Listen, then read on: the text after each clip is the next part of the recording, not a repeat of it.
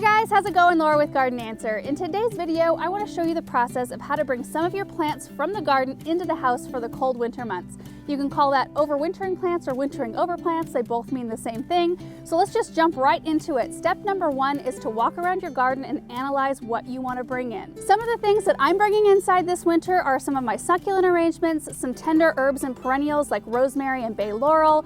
I've even got some polka dot plants in a window basket that I was growing alongside some other perennials and blooming annuals that I'm going to dig out and bring in. If you have a specific plant in your garden and you're not sure but you're curious as to whether or not it winters over well inside, you can always ask somebody at your local garden center, or you can simply Google it, something like, can I overwinter geraniums inside? And the answer is yes, you certainly can. Once you figure out what you want to bring in, you're going to have to decide whether or not you like those plants in their current container, or if they need to be bumped up a pot size or in a brand new pot altogether to match the inside of your home.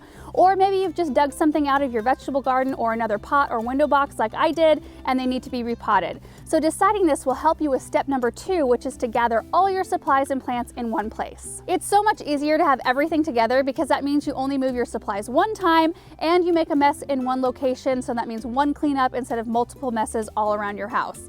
So some of the tools that I find really helpful during this process are a trowel and a shovel, my snips and pruners, a good pair of gloves, and then pots. And you can use new ones or old ones. Just make sure if you use old pots that you sanitize them with a 1 part bleach to 10 parts water solution, and that will help with any insects or diseases that may be hanging out from previous use. And you'll also need potting soil, and you want to make sure that you're using the proper potting soil for the proper plant. So for most foliage indoor plants, I'm using just a regular potting mix, but if you're doing cactus, succulents, African violets, or orchids, all of those need a different blend of soil.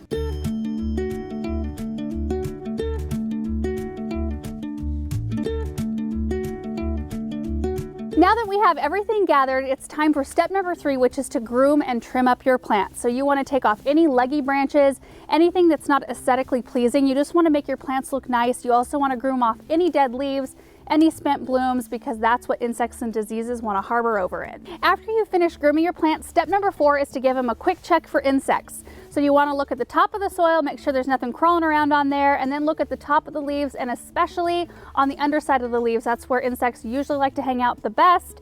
If you find anything, you want to make sure to get that taken care of before you introduce them into your home, just in case you have other houseplants that could possibly be infected. If you do find some insects and you're not quite sure what they are, I would recommend taking a picture of them or bring a little sample in a Ziploc baggie down to your local garden center, show them what you're dealing with, and they can hook you up with the right thing to take care of the problem. Even if you don't find insects and you just want to be sure that you're not bringing anything inside, you can spray them as a preventative. You can use something like an insecticidal soap or something organically based like a neem or pyrethrum based spray, and that will help combat anything that might be there. Step number five is to refresh the soil around any of the plants you want to keep in their current containers. So to do this, I just gently scrape up the top 1 or 2 inches of soil, whatever is loose and will come up easily, and then I replace it with fresh soil. This will help in both removing any insect eggs that might be harboring over in those top layers of soil, and it will add in a little bit of extra nutrients around the roots of your plant. Step number 6 is to repot anything that's overgrown its container, or if you want to swap out containers, or anything that you've dug up from your garden, which I've done today. You just want to make sure that you're using the proper soil for whatever variety of plant you have. So if you are planting up cactus and succulents, use that type of soil. For the rosemary and polka dot plant that I dug out today, I'm just going to be using regular potting mix. Step number 7 is completely optional, but I like to water all of my plants really well before I move them inside for a couple of reasons. One, because I can use the hose to wash off the whole container, any of the soil that I might have missed or any of the mess. And also I like to let them drain outside. It's really hard to get a really thorough watering when they're inside because you just can't use quite as much water. And the last step, step number 8, is to take your plants inside. You want to make sure to put them in the proper amount of light. Some plants need more than others, but I find when I'm overwintering plants that the brightest spot possible is where my plants do the best. And I also make sure to put a saucer underneath all my plants to make sure to collect any extra moisture or soil that might make it through the bottom of the drain hole.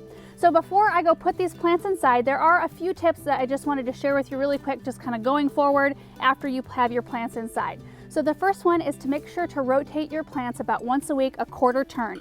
That way you make sure that your plant is getting an equal amount of light exposure, and that will help prevent it from stretching. So usually if you leave your plant in one location facing a window, it will start stretching toward the light and the back side of the plant won't look as nice. So if you rotate it, it helps with that. The second is providing proper humidity for your plants. We live in a very dry climate, so I have to make sure to either mist my plants regularly or put pebbles in their saucer with a little bit of water, making sure that the pot isn't actually sitting in that water because you don't want it to soak up any extra. You just want enough in there so that as that water evaporates, it's creating a little bit more of a humid environment around your plant. And then just make sure to check that saucer every few days and add a little bit more water. And the third thing is that most houseplants or plants that you're bringing inside are not actively growing during the winter months. They're dormant, so they do not need very much fertilizer, if at all. So usually I just try to provide them the water they need and the light they need, and then in the late winter, early spring, when they start getting a little bit more energy again and they're gonna start growing actively, I'll start in with my fertilizing again. And I use indoor fertilizer at that point, except for cactus, orchids, and African violets that need their own proper fertilizer. So those are my steps for bringing in houseplants every year. It's always really exciting to bring stuff inside because all of a sudden it feels cozy and it prolongs my gardening. It's just something fun to do when I can't do much outside. If you guys have any tips that you want to share with how you overwinter houseplants, we're all ears. Leave them in the comment section down below. We'd love to see them. Thank you guys so much for watching this video, and we will see you in the next one. Bye.